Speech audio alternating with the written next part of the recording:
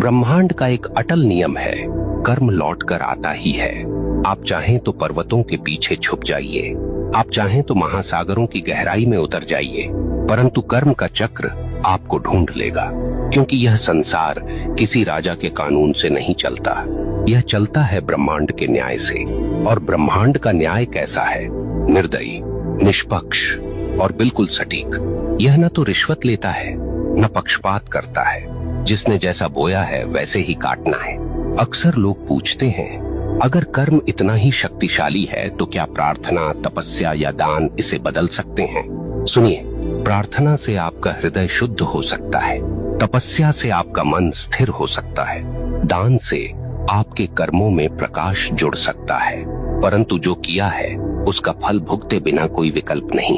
हाँ, आप उस फल को हल्का कर सकते हैं, उसके वार को धीमा कर सकते हैं, परंतु उससे भाग नहीं सकते। ब्रह्मांड की अदालत में तारीख टल सकती है, पर फैसला कभी रद्द नहीं होता।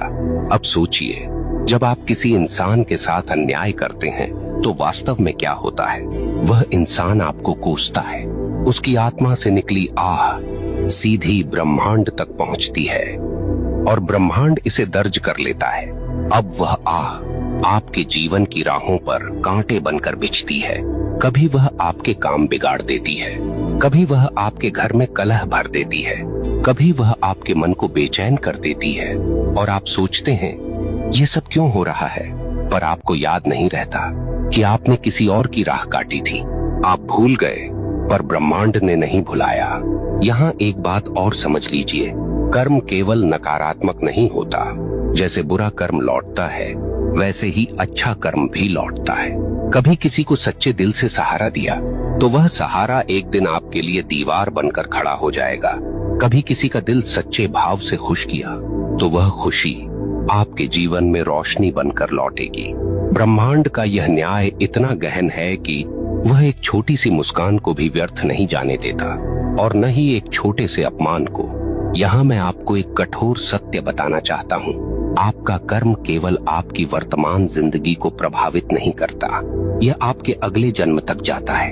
हाँ, जो कर्म आपने अधूरे छोड़े हैं, जो गलतियां आपने स्वीकार नहीं की, जो दोष आपने ढोए पर सुधारे नहीं, वे सब अगले जीवन में भी साथ चलते हैं। इसलिए कहा गया है, मनुष्य अपने कर्मों का वारिस है।